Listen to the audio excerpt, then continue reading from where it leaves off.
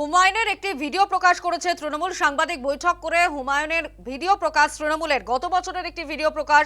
বিজেপির সঙ্গে টাকার রফা, 1000 কোটির রফা হুমায়ুনের ভিডিও দেখিয়ে এমনটাই দাবি করা হয়েছে তৃণমূলের তরফে।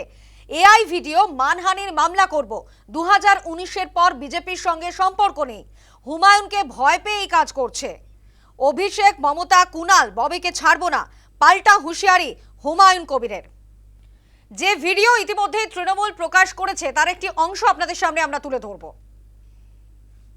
तो दादा हम लोग कंक्लूजन में आ जाते हैं कि यहाँ पे हम लोग कॉन्फिडेंस के साथ हायर अथॉरिटी को बता देते हैं कि आपका ये धनराशि चाहिए, ये अगर आपको अमाउंट मिल गया तो आगे जाके आप एटलीस्ट 50 to 60 वोट आपको जो आजाद देना है तो मेरा एक साथ में नहीं चाहिए, मैं पार्टली देना चाहिए। मैं जो 22 तारीख रैली में जो बाबरी मस्जिद का जो लिम रखा उसी दिन मेरा 82 लाख खर्चा हुआ। तो उसी टाइम तो पैसा भी नहीं था ट्रस्टी में, ओनली फॉर 5 लाख था। मेरा बिजनेस का पैसा डाल के वो किया, तो आज के दिन में वो 6 से 7 करोड़ आ गया।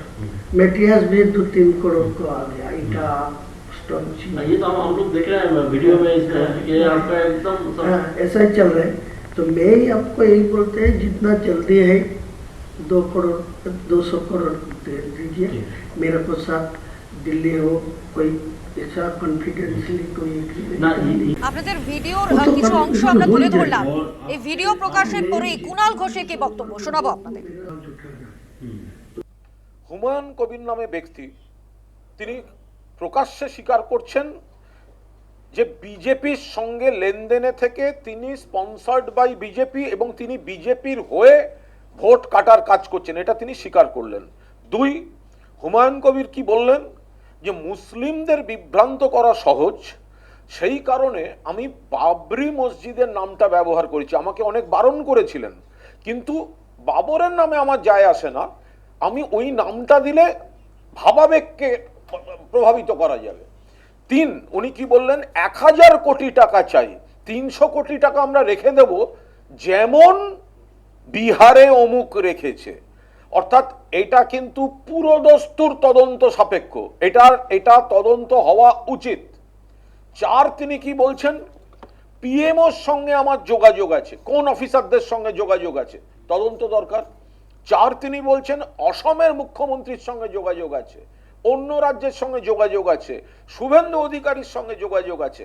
মারাত্মক কথা বলছেন যে আমি আর শুভেন্দু পরস্পরকে গালাগালি দেব, কিন্তু সেটা খুল্লা করতে পারবো না, আমাদের দোস্তিটা। একটা বড় স্বীকারোক্তি রয়েছে যে বিজেপি ক্ষমতায় আসতে পারবে না, আমাকে সাহায্য করুন, আমরা মানুষকে বিভ্রান্ত করব এবং আমাকে ডেপুটি চিফ মিনিস্টার করতে হবে।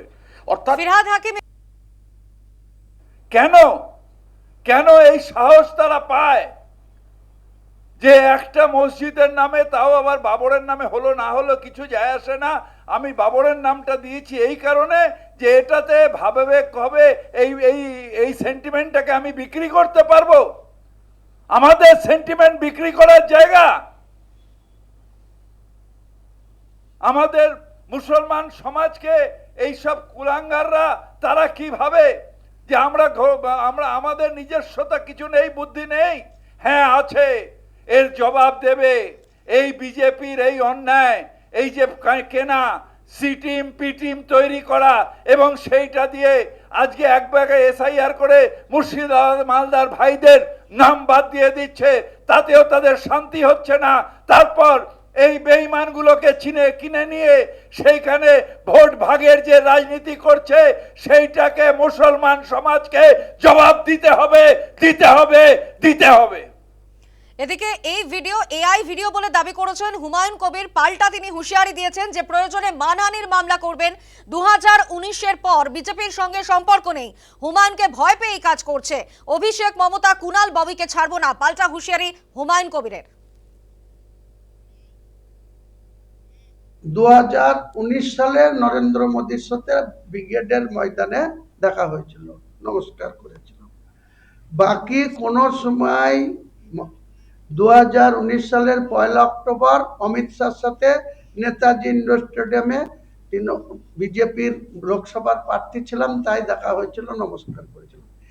এর দুটো ঘটনার পরে শুভেন্দু, শ্রমিক ভট্টাচার্য বা মধ্যপ্রদেশের মুখ্যমন্ত্রী বা আসামের মুখ্যমন্ত্রী বা ভারতবর্ষের প্রধানমন্ত্রী বা ভারতবর্ষের স্বরাষ্ট্রমন্ত্রী বা ভারতবর্ষের যে কোনো বিজেপির অফিসিয়ালি যারা নেতা, তাদের সঙ্গে যদি আমার কোনো সম্পর্ক 17 নভেম্বরের আগে আছে, কৈলাস বিজয়বর্গীর সঙ্গে দেখাতে পারবে। ওই সর্বভারতীয় সভাপতি ছিল অমিত শাহ, তার সঙ্গে তখনকার ছবি দেখাতে পারবে। বা 2018-র 25শে জুন বিজেপিতে গেছিলাম, 2019-এর 17 নভেম্বর ছেড়ে দিয়ে চলে এসেছিলাম। ওই টাইমের বাদ দিয়ে যদি কোনো ছবি মানে বিজেপির কোনো নেতার সঙ্গে দেখাতে পারে, এটা পুরো প্ল্যান করে হুমায়ুন কবিরকে ভয় পেয়েছে মমতা ব্যানার্জি। এখন আর সোজা পথে মোকাবেলা করতে পারছে না, এআই করে ভিডিও বানিয়ে হুমায়ুন কবিরকে মেলাইন করার চেষ্টা করছে। ওই অভিষেককেও ছাড়বো না, মমতাকেও ছাড়বো না, কুণাল ঘোষকেও ছাড়বো না, ববিকেও ছাড়বো না। 4 জনের নামে একজনের নামে তৃণমূলের প্রকাশ করা ভিডিওর কোনো সত্যতা নেই বলেই দাবি করেছেন কেন্দ্রীয় প্রতিমন্ত্রী সুকান্ত মজুমদার। কি বলেছেন শোনাবো। এখন তৃণমূলের ভিডিও, তো তৃণমূলের নেতাদের ভিডিওকে বিশ্বাস করা উচিত না। এআই দিয়ে তৈরি করেছে না কিভাবে তৈরি করেছে, আগে এই সমস্ত তদন্ত হোক। আমার হুমায়ুন কবির আমাদের সাথে করতে যাবে কেন? তৃণমূলের টাকা আরো বেশি তৃণমূলের সাথে করতে যাবে। এই ধরনের কোনো পদ কোনো ব্যক্তির সাথে বিজেপির আলোচনা হয়নি, এটুকু আমি বলতে পারি। বিজেপিতে যদি ডেপুটি সিএম হয়, যদি হয়, তাহলে বিজেপি থেকেই হবে, এটুকু গ্যারান্টি। কংগ্রেস নেতা অধীর চৌধুরী এই প্রসঙ্গে কি জানিয়েছেন শোনাবো। আমার তো প্রতিবাদই করছে, হতে পারে যখন বলছে তাহলে সত্য। এসব তো ভোটের আগে নানা রকমের হাওয়া তৈরি করার চেষ্টা করা হয়, সেটা তো প্রমাণ হয়েছে। এর আগে আমাকে হারানোর জন্য দাঙ্গা করানোর কথা বলা হয়েছিল হুমায়ুনকে, সেটাও জানাজানি হলো, এটাও জানাজানি হচ্ছে। ধর্মের কল বাতাসে নড়ছে।